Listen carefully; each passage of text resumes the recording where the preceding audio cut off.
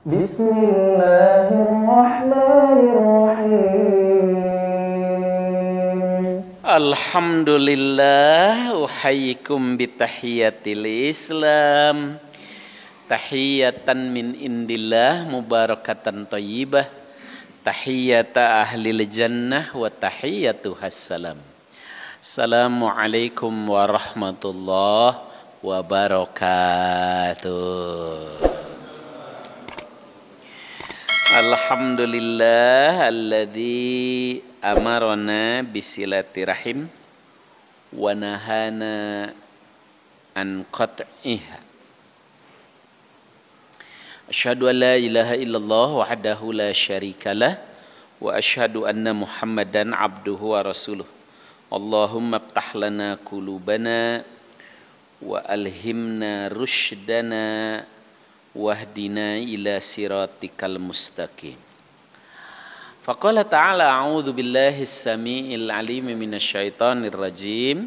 Ya ayyuhalladzina amanu ittaqullaha haqqa tuqatih wa la tamutunna illa wa antum muslimun, amma ba'du.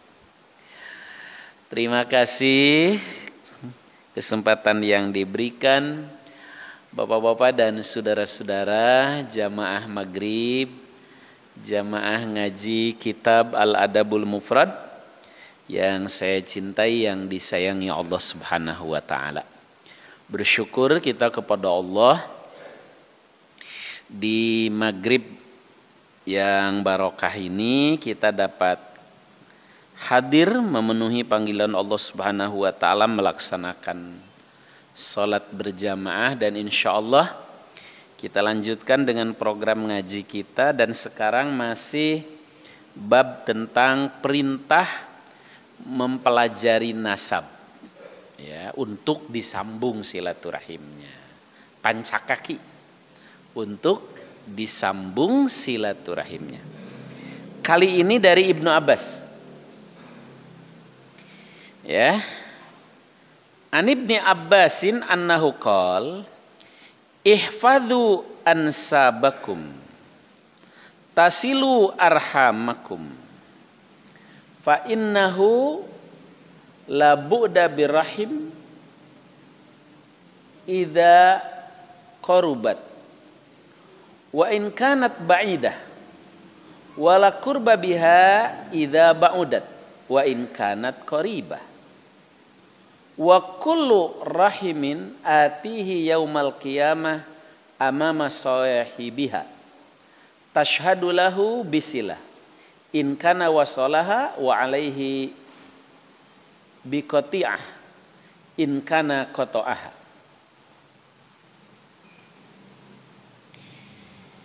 Ibnu Abbas berkata, ihfadhu ya, jaga, pelihara, hafalkan.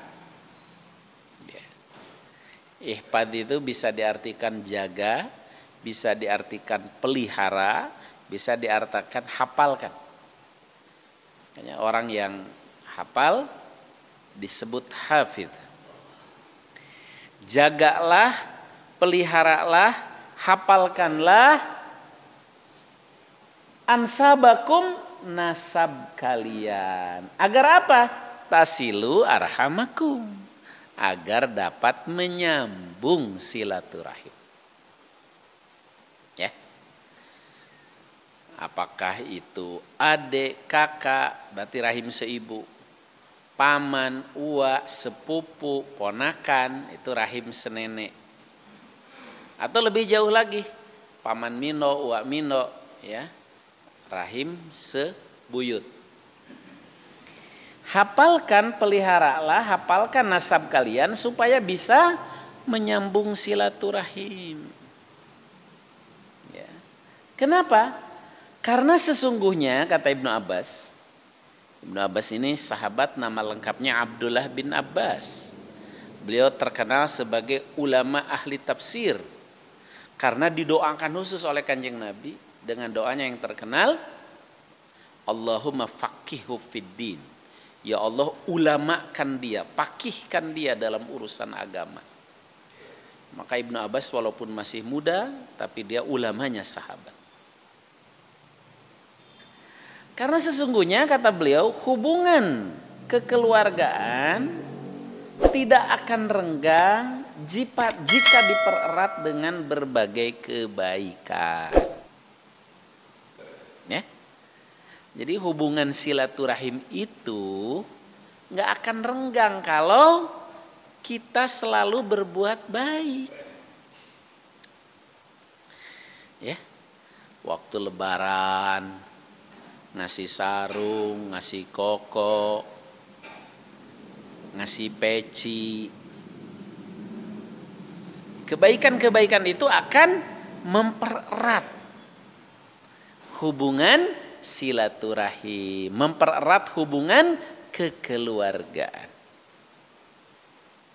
Fa innahu labuda birahim idza qarubat. Nuhun Kang. Karena sesungguhnya sekali lagi hubungan kekeluargaan tidak akan renggang jika dipererat dengan berbagai kebajikan. Meskipun terdapat perbedaan yang jauh dalam martabat dan kedudukan. Ya, sekalipun maaf, yang satunya kaya secara duniawi, sukses secara materi, yang satunya miskin. Justru karena perbedaan itulah yang saudaranya yang kaya ini peduli kepada yang miskin, yang masih ada hubungan keluarga tadi. Maka insya Allah hubungan silaturahim itu tidak akan renggang, akan senantiasa dekat. Ya. Begitu pula kata Ibnu Abbas, hubungan kekerabatan tidak akan dekat kalau direnggangkan. Meskipun tidak terdapat perbedaan yang jauh dalam martabat dan kedudukan. Secara ekonomi sama-sama mapan. Ya. Secara kedudukan sama-sama cukup punya nama di masyarakat, tokoh lah. Tapi karena tidak dieratkan, tidak dipelihara silaturahim, tetap akan renggang.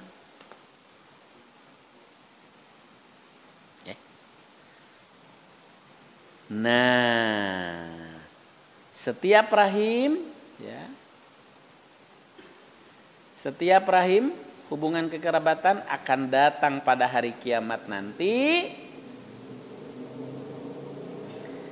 bersama setiap orang dan akan bersaksi mendukung orang yang menyambung dan akan menggugat orang yang memutus silaturahim.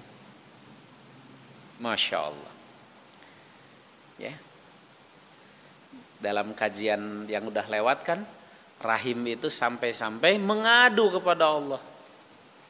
Kalau dia diputus. Dan Allah Subhanahu wa taala memberikan kemuliaan tersendiri kepada rahim sampai namanya saja diambil dari salah satu Asmaul Husna, nama Allah, Rahim. Rahim ini akan menangis mengadu kepada Allah kalau dia diputus. Ya, paman dengan ponakan, uwa dengan suan, sepupu, apalagi adik kakak, hanya gara-gara urusan materi, urusan harta yang tak seberapa, kemudian mereka putus, tidak mau kenal lagi, bahkan sampai musuhan. Naudzubillah min dzalik. Maka rahim akan menangis. Ya, bersaksi di hadapan Allah kelak. Kepada yang menyambung, dia akan mendoakan. Dan kepada yang memutus, akan menggugat si rahim itu. Nah, ini tambahan hadis yang kemarin. Kalau kemarin kan Umar bin Khattab ya, dalam khutbahnya. Ya, kalau kata Umar apa? Ta'allamu ansabakum summa sillu arhamakum, kalau kata Umar. Kalau kata Ibnu Abbas, ihfadhu ansabakum tasilu arhamakum. Pelajari nasab kalian, kalau kata Umar. Kalau kata Ibnu Abbas, bukan sekedar pelajari, tapi hafalkan. Ya, jaga, pelihara supaya bisa menyambung silaturahim. Karena sekalipun jauh tempat tinggal, jauh kedudukan, jauh dari sisi ekonomi. Tapi kalau semakin didekatkan akan makin terasa dekat. Sebaliknya, sekalipun secara kedudukan tidak terlalu jauh, secara ekonomi sama-sama mapan, tapi kalau tidak didekatkan akan jauh. Dan rahim akan menggugat di hadapan Allah kepada orang-orang yang memutus silaturahim. Apalagi penyebabnya sepele, hanya gara-gara sawah secangkewok atau gara-gara tanah sebengkok, ya kan? Itu juga peninggalan orang tua. Tapi kalau sampai kemudian putus silaturahim, ya, tidak ada yang mau mengalah,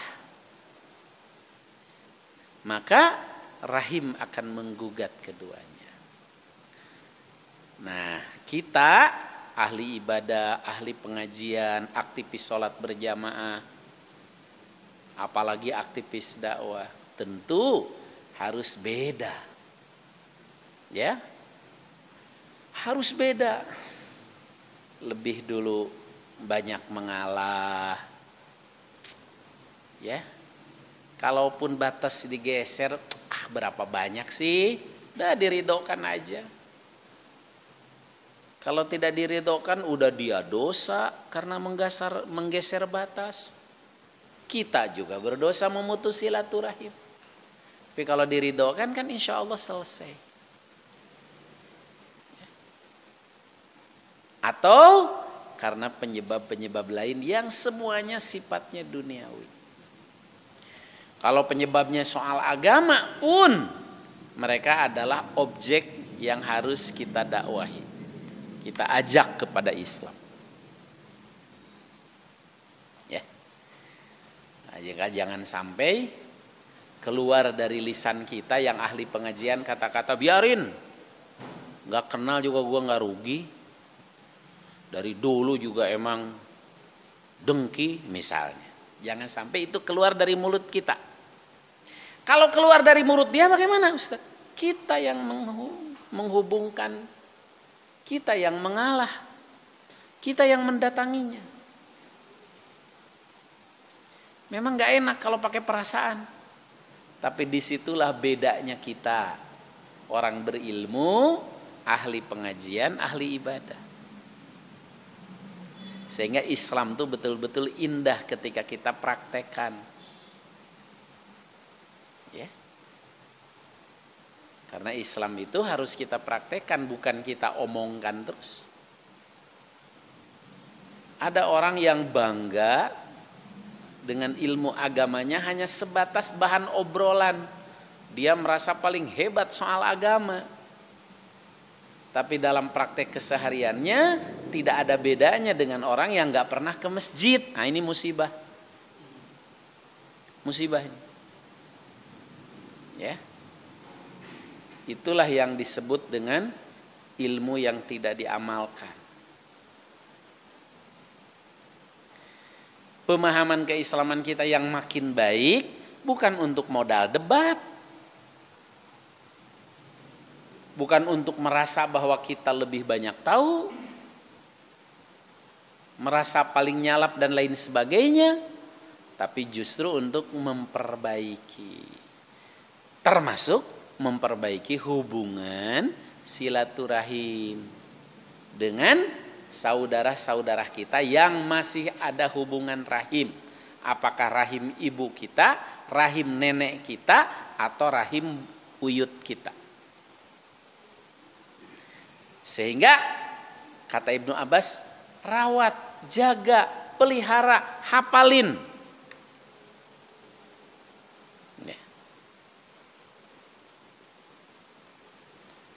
Jangan sampai baru ketahuan ternyata bersaudara setelah ada kejadian ada yang meninggal. Oh, dia saudaraan toh. Ah, jangan sampai.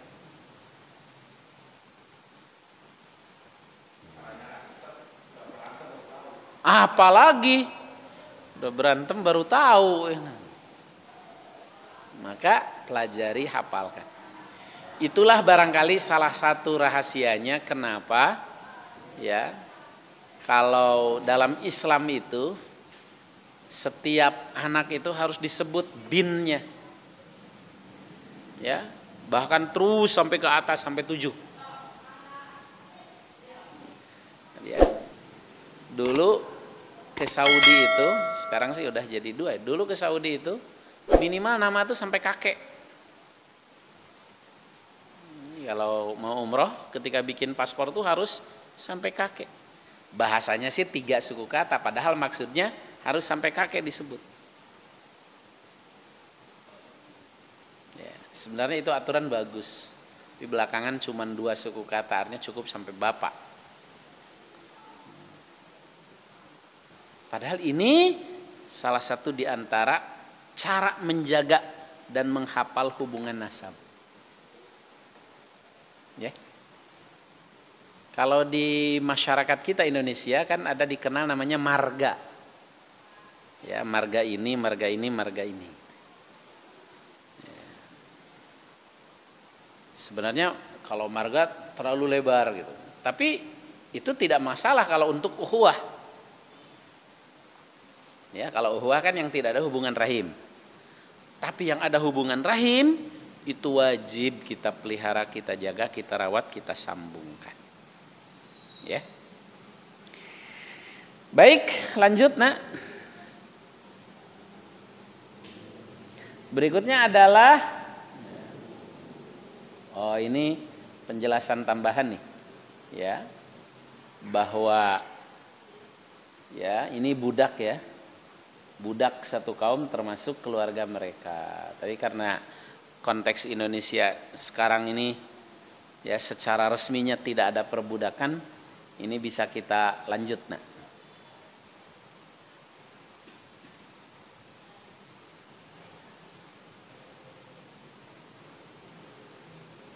Nah ini lebih lanjut, ini bab tersendiri, seseorang yang mengasuh 2 atau 1 anak perempuan.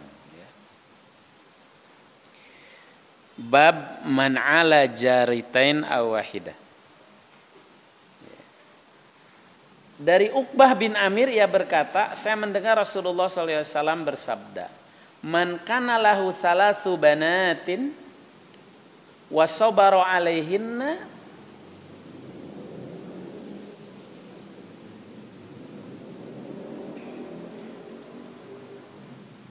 wa kasahunna min jaddatihi kunna lahu hijaban minan nar.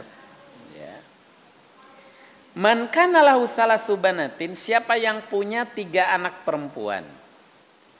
Wa sabara alaihinna, dan dia sabar ya terhadap mereka. Wa kasahunna,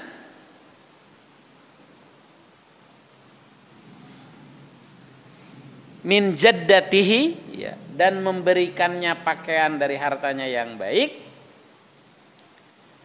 Kunna lahu hijaban minan nar, maka ketiganya akan menjadi pelindung baginya dari api neraka. Ini sedikit ada latar belakang. Kenapa? Dulu tradisi masyarakat Arab dulu ya, sebelum Islam, itu kalau punya anak perempuan itu malu. Ini tradisi masyarakat jahiliyah sebelum Islam. Bahkan tidak sedikit anak perempuan yang kemudian dibunuh. Mereka itu bangga kalau punya anak laki-laki. Ya. Makanya kan para ahli sejarah sering mengatakan begini, kalau Fir'aun membunuh anak laki-laki, kalau Quraisy, kafir ya, kafir sebelum Islam, itu membunuh anak perempuan.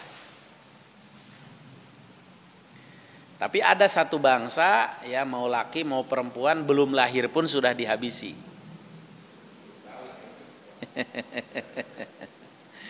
Ya, naudzubillah min dzalik. Nah, karena dulu ya tradisi masyarakat jahiliyah punya anak perempuan itu malu, aib, Islam hadir untuk mendobrak budaya dan tradisi itu. Ya. Sehingga dalam Islam justru orang yang punya anak perempuan itu diberikan apresiasi. Man kana lahu salasu banatin, siapa yang punya 3 anak perempuan, wa sabara alaihinna, dan sabar dalam ngurusnya, mendidiknya. Rupanya punya anak perempuan itu lebih berat boleh jadi. Wa kasahuna min jadati, dan memberikan pakaiannya, menutup auratnya. Ya, bukan cuma dididik digedekan, tapi ditutup auratnya. Wa kasahunna. Ya. Jadi termasuk membiasakan anak menutup aurat itu harus dari kecil. Ya. Harus dari kecil. Walaupun kalau di negeri ini dibilang radikal, anak kecil disuruh pakai jilbab.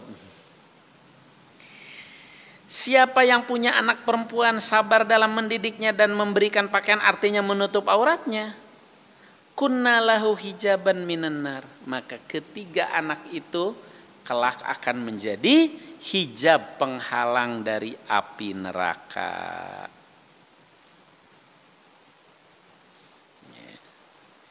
Hadis ini menjadi dalil bahwa yang namanya ngurus anak lalu mendidiknya secara islami, termasuk dalam urusan berpakaian, itu ternyata ya bukan hanya mendapatkan pahala di sisi Allah sebagai orang tua yang melaksanakan kewajiban, tapi bahkan dapat menghalangi dari siksa api neraka. Oleh karena itulah anak itu di dalam Al-Quran disebut fitnah, ujian. Ya, kalau kita mampu menjaganya, ya, mendidiknya dengan Islam, mendidiknya dengan akhlak yang mulia, maka anak akan menjadi qurrata a'yun, permata hati yang menenangkan jiwa. Tapi sebaliknya, naudzubillah min dzalik, kalau orang tua gagal mendidik anak-anak dengan agama, dengan akhlak Islam, maka akan menjadi adu. Apa adu? Musuh. Naudzubillah min dzalik. Jadi anak itu sebagai fitnah, ujian. Kalau kita sukses, anak akan menjadi qurrata a'yun, permata hati penenang jiwa, akan menjadi pelindung dari api neraka. Tapi naudzubillah min dzalik, kalau sampai gagal sebagai orang tua, anak akan menjadi musuh. Naudzubillah min dzalik. Jangan sampai. Nah, oleh karena itulah Kanjeng Nabi memberikan motivasi kepada kita di sini. Ya. Kenapa hadis ini dimasukkannya ke dalam bab silaturahim? Kenapa hadis ini dimasukkannya ke bab silaturahim? Karena ya, kan rahim itu tempatnya ada di perempuan. Maka kenapa kenapa mengurus anak perempuan diberikan apresiasi tersendiri? Karena di setiap perempuan itu ada rahim, tempat yang berfungsi untuk mencetak generasi. Kalau bahasa Qur'annya kan fi qororim makin, rahim itu disebut qororim makin, tempat yang aman, yang terlindung. Ya, jadi kenapa soal ngurus anak perempuan memberikan pahala yang besar sampai dapat melindungi dari api neraka dikaitkan dengan bab silaturahim? Karena yang namanya perempuan itulah tempatnya rahim. Dia kelak akan menjadi ibu yang melahirkan anak-anak yang punya saudara secara rahim. Kelak akan menjadi nenek, kelak akan menjadi buyut yang akan melahirkan ya banyak dan lingkaran rahim.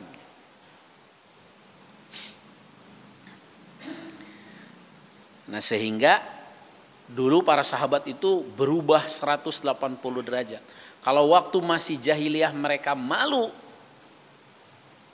punya anak perempuan dan mereka hanya bangga kalau punya anak laki-laki karena tradisi masyarakat jahiliyah adalah berperang antar suku. Setelah Islam, mau laki mau perempuan, mereka terima anak sebagai amanah dan disambut dengan gembira. Inilah salah satu rahasia Kanjeng Nabi SAW oleh Allah ditakdirkan dari Ibu Khadijah itu punya 6 anak. Ya. Qasim, Abdullah, Ruqayyah, Ummi Kulsum, Fatimah dan Zainab dan Fatimah. Dari 6 itu Qasim dan Abdullah meninggal ketika masih kanak-kanak. Yang tumbuh sampai dewasa dan sampai menikah itu semuanya putri beliau. Ruqayyah, Ummi Kulsum, Zainab dan Fatimah. Ya. Justru dari kehidupannya aja Kanjeng Nabi oleh Allah sudah diatur untuk mendobrak tradisi jahiliyah, merubahnya menjadi tradisi Islam. Dalam Islam, mau anak laki-laki mau anak perempuan sama-sama sebagai amanah sekaligus ujian dari Allah dan pahalanya besar. Ya? Masih ada ya? Cina. Itu berarti sisa-sisa jahiliyah. Sisa-sisa jahiliyah. Kalau dalam Islam, memang sih nggak bisa dipungkiri Pak Haji. Perasaan itu ada. Ya, perasaan itu ada. Jadi kalau anak laki-laki itu ada semacam kebanggaan tersendiri gitu bagi ayah, bagi bapak itu. Memang nggak bisa dipungkiri itu. Dan itu sudah tabiat manusia. Nah, oleh Islam kemudian anak perempuan diberikan apresiasi tersendiri supaya kita kemudian balance, seimbang. Apakah anak kita laki ataupun perempuan tetap disyukuri, tetap bagaimana dididiknya.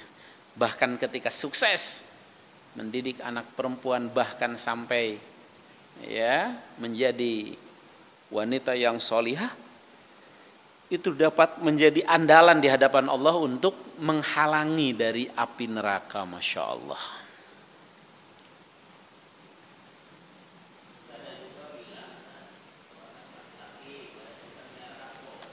Apa? Miara apa? Rampok. Oh, Masya Allah. Terus? Oh gitu. Padahal kalau anak laki mengambil anak orang gitu ya. Anak perempuan diambil orang.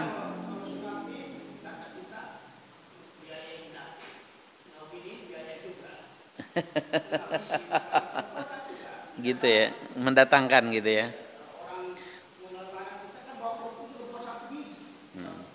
Nah itu yang sudut pandangnya selalu ekonomi dan dunia. Makanya kalau Islam meluruskan itu. Betul. Ya kalau ya sudut pandang duniawi punya anak laki-laki selalu ngeluarin biaya gitu ya. Kalau anak perempuan mendatangkan. Nah, Islam meluruskan itu. Bahwa punya anak ini betul-betul baik laki ataupun perempuan sebagai fitnah ujian. Kalau sukses jadi qurrata ayun. Kalau enggak, naudzubillah min dzalik, jadi adu. Ya. Baik. Berikutnya dari Ibnu Abbas, ma min muslimin tudrikuhu ibnatan payuhsinu sahbatuhuma illa adkhaltahul jannah. Nah, ini hampir semana dengan tadi.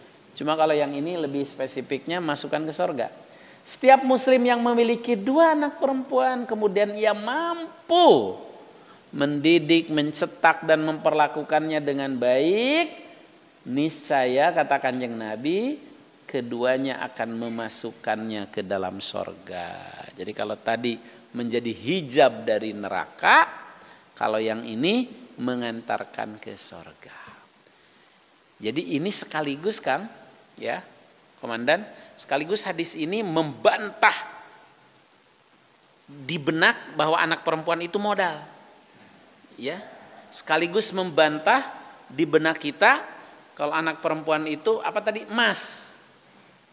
Karena pikiran itu adalah pikiran duniawi. Nah, kalau kita sebagai seorang muslim, pikirannya harus pikiran akhirat, pikiran agama. Punya anak perempuan ketika sukses mendidiknya mengantarkan kita ke surga. Punya anak perempuan kalau sukses kita mendidiknya menjadi hijab dari neraka. Jadi oleh Islam dibantah tuh. Ya, pemahaman yang tersirat di benak kita kalau anak perempuan adalah modal yang bisa mendatangkan emas. Sekaligus membantah kalau punya anak laki-laki morotin melulu, rampok. Itu pendapat-pendapat itu dibantah oleh hadis ini. Bahwa baik punya anak laki ataupun perempuan, semuanya stressing cara berpikir kita adalah bagaimana anak ini mampu menyelamatkan kita dari api neraka dan mengantarkan kita ke surga. Saya ulangi, dalam Islam kita punya anak baik laki ataupun perempuan, bagaimana anak kita itu mampu mengantarkan kita ke surga dan menjauhkan kita dari neraka. Harus ke situ cara berpikirnya. Itulah makanya kemarin saya sampaikan bagaimana luar biasanya Habib Rizik Syihab. Ketika beliau menikahkan putrinya kemarin itu maharnya, mungkin kita semua terbengong-bengong. Berapa maharnya? Cuma 100.000 rupiah. Ini betul-betul beliau memberikan contoh. Beginilah dalam Islam. Ya. Kan dalam Islam wanita yang terbaik itu adalah yang mudah maharnya. Padahal coba, cantik, pinter, anak Habib Rizik, Sayyidah Syarifah. Jujur, ini adalah salah satu di antara sunnah yang belum mampu kita mengamalkan. Belum mampu. Coba kalau kita punya anak gadis, cantik, pinter, ya kan, dilamar oleh remaja masjid, ya, remaja masjid, pas ditanya berapa sanggup ngasih mahar dek, 100.000, diterima nggak? Ini sunnah yang kita masih belum mampu mengamalkan.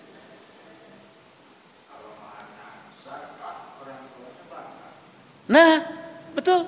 Di masyarakat kita malah sebaliknya. Kalau mahalnya gede, orang tua malah bangga. Makanya saya mengatakan, Ustadz kan boleh? Ya boleh sih boleh. Kan dulu Umar juga sempat diprotes tuh oleh nenek-nenek ya. Umar lagi pidato. Umar tuh kan khawatir nih. Karena rata-rata ya kan perempuan itu pasang maharnya tinggi-tinggi.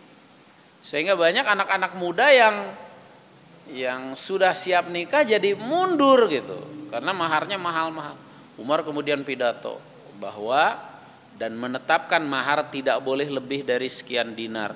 Protes nenek-nenek. Maaf ya Amirul Mukminin katanya. Iya. Rasulullah SAW saja nggak membatasi urusan mahar. Itu hak kami para wanita. Nggak berhak walaupun Anda sebagai khalifah untuk membatasi mahar. Kata Umar, si nenek benar, Umar keliru, kepres dicabut. Bayangkan, kepres langsung dicabut karena diprotes nenek-nenek. Ya. Nah, ini juga sekaligus menunjukkan hebatnya Umar.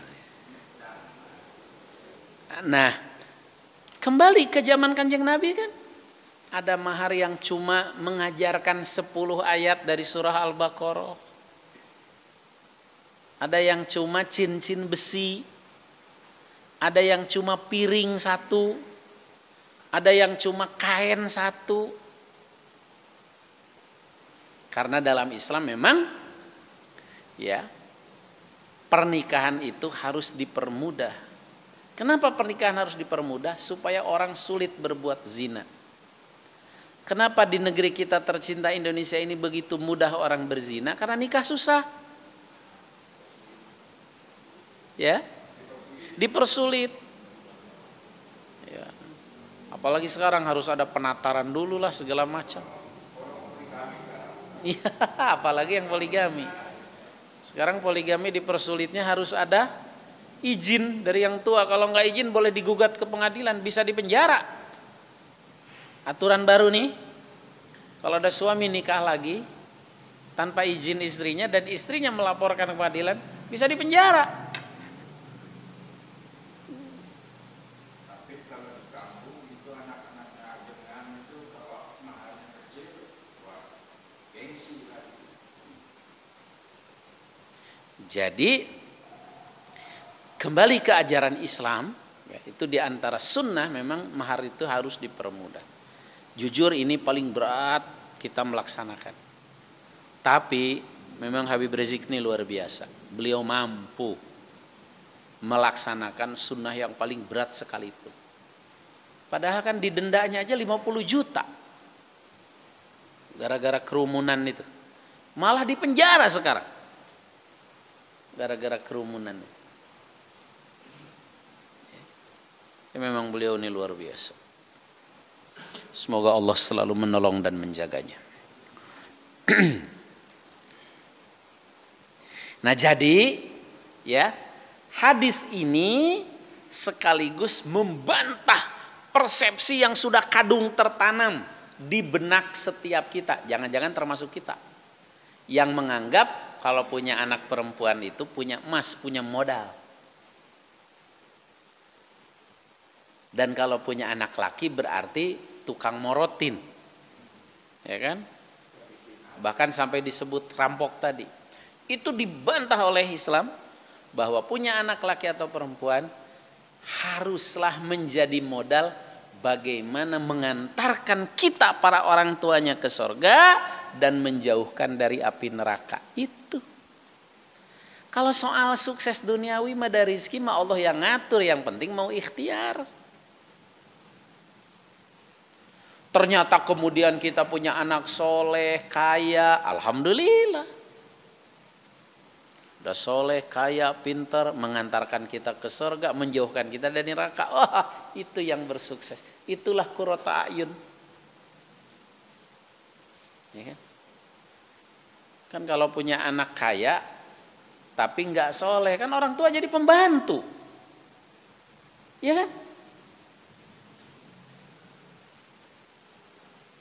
Di masyarakat kita kalau orang tua yang kaya, anak jadi raja. Giliran anak kaya, orang tua jadi badega. Jadi pembantu.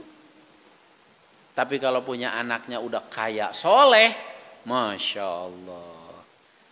Itu sudah mendapatkan sorga sebelum sorga di akhirat kelak. Sorga di akhirat kelak gak perlu diceritain lagi dah. Tapi sorga di dunia juga kita sudah dapatkan. Kan gambaran surga itu kan apa yang kita mau ada kan itu. Bukan hanya di akhirat, di dunia pun begitu. Ya? Ada dan besar. Pengen umroh, anak ngeberangkatin. Pengen bangun rumah, anak bangunin. Pengen haji, anak ngeberangkatin. Itu indah itu, sudah surga di dunia sebelum surga di akhirat kelak. Kalau punya anaknya ya kaya ya soleh.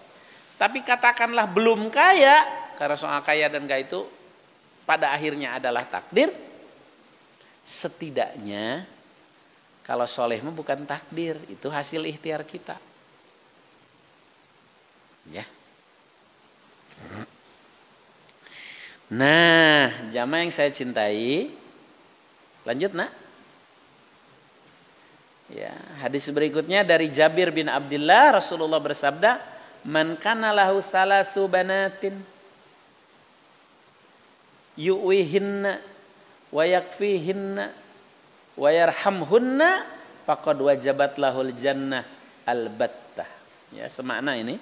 Cuman kalau ini dari Jabir bin Abdullah, sahabat yang lain, Siapa yang punya 3 anak perempuan, ia melindunginya, mendidiknya, menanggung kebutuhannya, dan menyayangi mereka, pasti akan mendapatkan surga.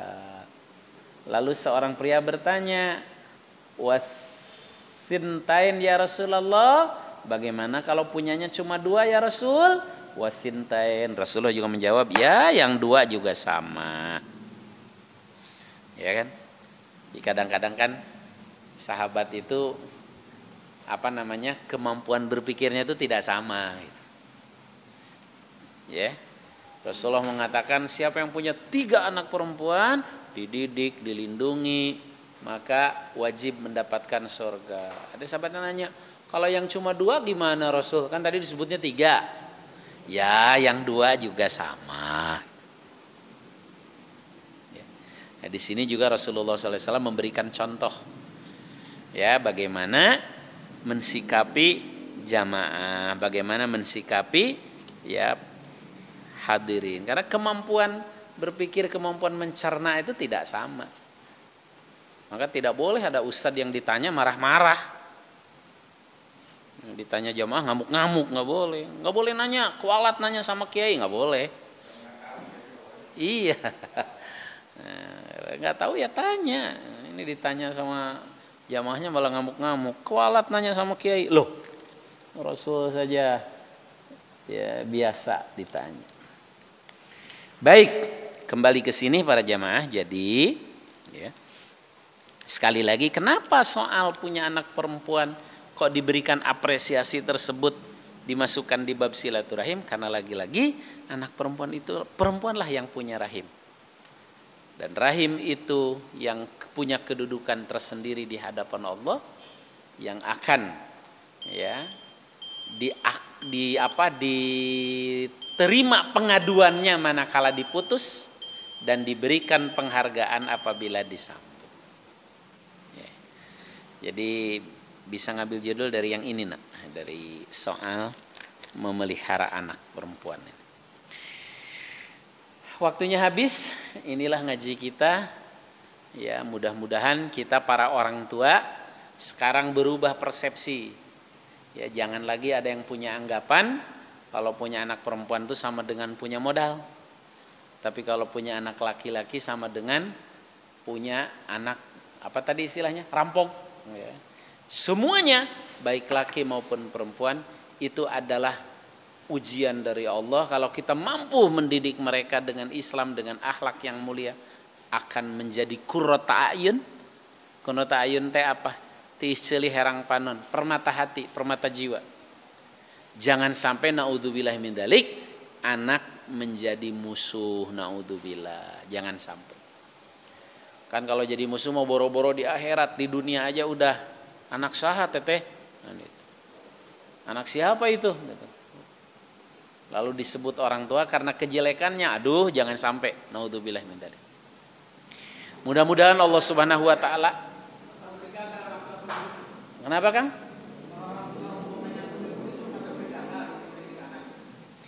Ya, kita berlindung kepada Allah jangan sampai ya. Naudzubillah min dzalik, jangan sampai gagal, dan semoga anak-anak kita jadi anak-anak yang soleh dan solihah. Sesuai doa yang diajarkan Quran. Rabbana hablana min azwajina wa dzurriyyatina qurrata a'yun waj'alna lil muttaqina imama. Rabbi habli minas sholihin. Rabbana atina fid dunya hasanah wa fil akhirati hasanah wa qina adzabannar. Subhanakallahumma bihamdik asyhadu an la ilaha illa anta astaghfiruka wa atubu ilaik. Assalamualaikum warahmatullahi wabarakatuh.